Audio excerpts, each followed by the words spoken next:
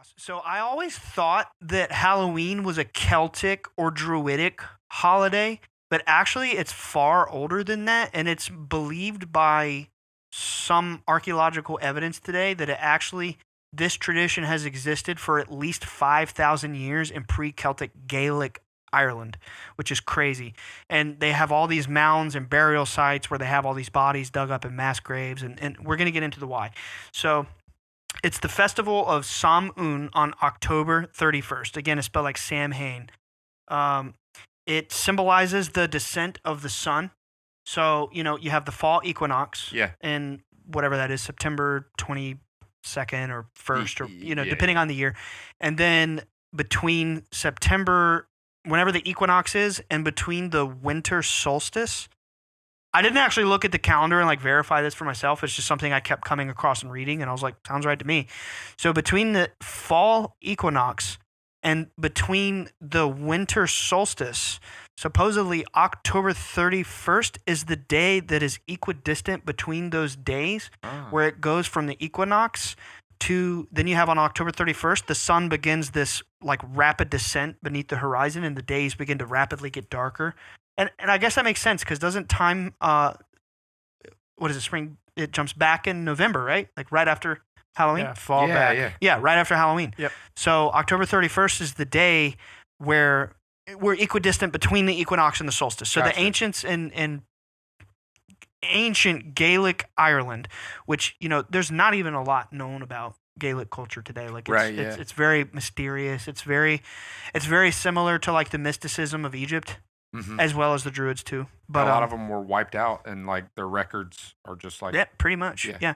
But so it's the idea of this festival that was celebrated was, most of it was about the descent of the sun.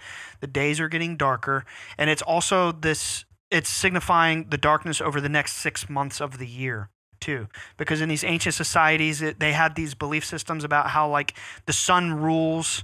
Its reign is in the sky for 6 months, and then the darkness rules for 6 months. And they believed, because, the crops are beginning to die, the cold, the dark is coming, the harvest is complete, farm season is over, it's survival for the next 6 months until spring, So, Gaelic goddess of the harvest. Now listen, I may be 99% English and Irish, but that does not mean that I know how to pronounce this shit. Okay. I just have to throw that out there. Okay. I'm telling you, the way they pronounce this stuff, and then when you see it written, it is so different. I've seen Irish, Gaelic stuff. Very hard to pronounce. Saoirse and weird. The way it's spelled is so. I just want to clarify. I'm not going to be pronouncing this stuff right. I'm just going to say it like it's written. So the Gaelic goddess of the harvest, Tailtiu, Tailtiu,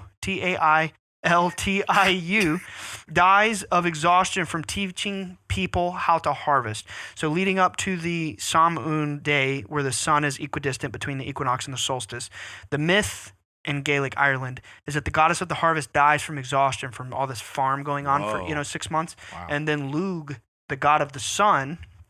Let's see what's going on with the god of the sun. He mourns her death. He establishes a harvest festival in her honor. His wife, Ariu, is the queen of the forest who rules the summer with him for the 6 months while the sun reigns in the sky through the spring and the summer. Whoa. Okay. Alatha, the dark Fomorian prince, which the Fomorians in Irish mythology were this dark race of demonic gods that were always at war with the Tuatha Dé Danann, which were the Irish gods. So the dark prince, Alatha, kills him. He drives the spear through the sun while he's in his vulnerable state. So the vulnerable state of Lugh, the sun god, is when he is exiting from a bath with one foot on a cauldron and the other foot on a ram. The cauldron and the ram are symbolic of the summer and the winter solstice. You have Capricorn and the ram, Capricorn, Whoa. and then you have Cancer, the cauldron. I don't know why the cauldron represents, but the sun is in Cancer during the summer solstice and then Capricorn during the winter solstice. So having one foot on each symbolizes the sun's temporal position, meaning time, the temporal position between these astrological houses during the fall equinox and the winter solstice. Okay, the sun god is slain, the nights begin to grow longer, so the ancients are having this whole mythology about, okay, Halloween is when the darkness comes into reign. Darkness falls You- and magic stirs. The Dark Prince, Wow. the Prince, the Dark Prince Elatha elopes with Lug's wife Eriu, symbolizing the reign of darkness for the next 6 months. And then this is actually a Smite character. You might recognize this. Lug's son Ku-Kulane. Oh, Remember him? Googling, Yeah, we played him. Lug's son Ku-Kulane. He's later born in the winter through an immaculate conception. Ooh, It can be interpreted that he is also the human incarnation of Lug, just like who? Jesus. But this is way before. Whoa. We're seeing all these Christ principles of the Son and the Son of the Son, but also it's in like every culture. because it's the truth. It's the truth that we come from the divine, and there is a being or some sort of force that is born here. That it's just the story of achieving mastery. Yeah. That's all it is. Yeah. But he's reborn, and it symbolizes the rebirth of the sun and the days growing longer. So eventually, Lug is reborn as Ku-Kulane, which is the same as Osiris being reborn as Horus. Or you got God and Jesus, or you got Nimrod, and I'm not maybe. There's no reason to call Alex names right now. He didn't do anything. We already covered Nimrod. Do you remember what that is? Yeah, I know. It's the Babylonian version. Right. Yeah. Right. Yeah. And what's the Tammuz and Nimrod? Oh, Tammuz is the That's the Christmas tree. Remember? We did it on the Christmas episode. right, Tammuz and Nimrod. Right. Yeah. And another virgin birth. It's in every myth ever. Tammuz Yeah, I think so. is the human incarnation or like the sun? I'm not sure if it's the other way Okay. around. I can't remember. We did it a year ago. Gotcha. Yeah. Yeah. But yeah. And then okay. During this time, the Gaelic Irish people were fascinated with the astrology, the stars. I mean, just like all the other wisdom traditions, Yeah. They're looking at the stars. They're contemplating the mysteries of life and death because all the crops dying, and then they have to survive. That's through how the it cold. starts, man. Yeah. For all these religions and cultures and Well, that's what you did when you didn't have TV. Right. I mean, seriously, for real. I'm not Right, even yeah. being funny. Yeah. Well, no, dude- yeah, you don't have distractions and you can ponder big ideas like that. Well, also like And try life to back figure it then, out. for the most part, I feel like life was about survival. Like even when we were born in the '90s, there's all this technology everywhere. Society for the last 100 plus barely years has had this constant vision of the future and technology and these advancements. But I feel like aeons ago, 5,000 years ago, they're not thinking about that. They're thinking about like life and death. They're Where's looking my up. next meal? Yeah, like Yeah. the way they think is different from the way we think now. They're really thinking about this stuff like it's so real and it's so important, and they're looking at the sky every night and they believe that it's more than just stars. They think it's gods and beings and fairies, and fairies come from Ireland. We're going to Right. get into that. And we got further into the future and further away from the truth that it really is beings up there. Oh yeah, 100%. I mean, you think about it. Once your belly's full and all your chores are done and all that stuff, what else is there to do? You're gonna sit around and be like, okay, but what does all this mean? Like, what is all this Yeah. about? Especially you're looking up in the sky and their skies. There's no light pollution None. anywhere. It's like a freaking Renaissance painting or so. Yeah. They're like completely. Your mind goes crazy. You're trying to learn what all this stuff means. But You also ever when they catch look, yourself like driving and you're like, whoa, this is like real life. like what the heck am I doing? How'd here? I get here? Yeah. sometimes, yeah, you get those existential moments. yeah. Totally. Yeah. Yeah. And I mean, I feel like especially within like circles like we are in, where we think about ourselves very often as a soul rather than a person. It's sometimes you snap back into the person, Yeah. and you're like, Yeah. whoa, I forgot for a little bit. It's kind of weird. What's wild to me is think about people that don't think like that. Yeah. Like Are you talking the NPCs? right? No, I I'm mean, playing, I'm yeah, playing. for lack of a better term, yeah, like more. I don't know. I don't mean this in a rude way, but like more simple-minded folk. It is a thing.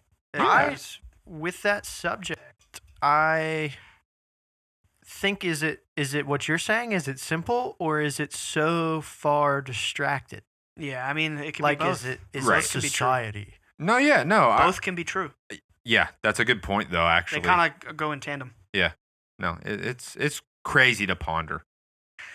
So they're thinking about the transience of life and death and the passage between worlds. Okay, they believed that on the day of what we now call Halloween or Samhain, that the veil between worlds was at its thinnest. Right. Yes, and that spirits passed freely back and forth between realms. Yeah.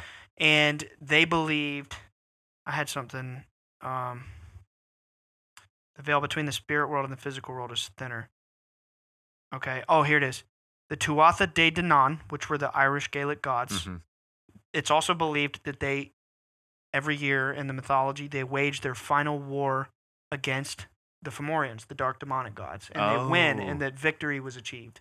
So it's like there's also like these conflicting themes of like it depends how far back in the ancient past you go. Like over time during the medieval ages, Halloween or this tradition got scarier and darker and more about witchcraft and black magic and sorcery because there was paranoia and panic about religious themes in medieval Europe because of the rise of Catholicism and you know the Inquisitions and conquesting all these countries and they're pagans, you know, and there was this kind of like spiritual paranoia that came up to the medieval times. But in the far ancient past, it was more like like a celebration, like El Dia de los Muertos, right, in Mexico. Yes, it's like a celebration. Like, yeah, like they had these ancient burial mounds in Ireland, very tall hills, and the archaeologists have found there's like hundreds or thousands of graves around these mounds. And the Irish believed that the mounds or the hills were so special because it's where the gods and the fairies lived. So on this day, they would return to these mounds. If there was, you know, dead or dying, they would bury them there. And they believed that they could burn offerings to assist the spirits of the dead to cross through the veil and help them like cross through to the other side on this day. Wow. That is very... Or that they would return yeah. to visit. That is very similar to the Day of the Dead. Los Muertos, yeah. Yeah. Whoa.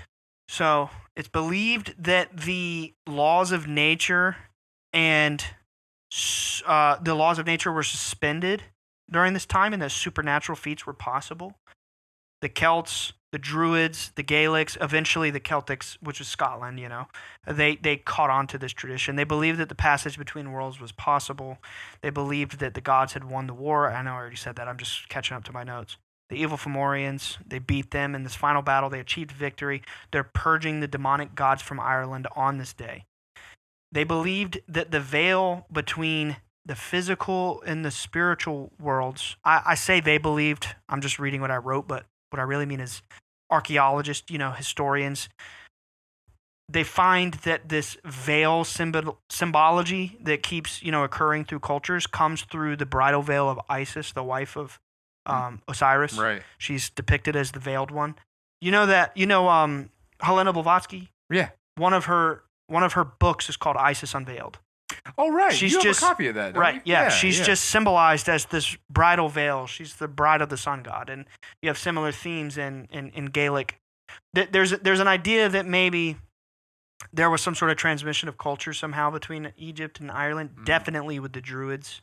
It's like not sure if it's proven, but there's so many similarities between their spiritual systems, you know, and the way they believe things.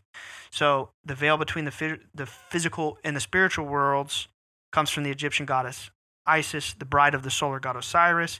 It's believed that the mysteries of creation and the mysteries of the universe lie beyond the veil between the worlds. So the ancients were always contemplating this veil, trying to penetrate its mysteries. So this day was so special because they believed it's the day that anybody could penetrate the veil. Right, because everything's so thin. Yeah, right. Because of the position of the sun on the solstices and the equinoxes. It's like that halfway point between the crossing of the sun. So they just thought, the veil has to be thinner. Yeah. And maybe there's something to it. Yeah. I don't know. I always there's got to be something to it. I was going to mention, I feel like ever since I was a little kid, something about Halloween feels different. Kind of similar to Christmas, how, there's this, very specific feeling. It's almost like the air is different. It's the same tradition. You stay up all night, you leave candy corn out, and then the great pumpkin comes down the chimney and leaves you tricks and treats. What? That doesn't happen in your household growing up?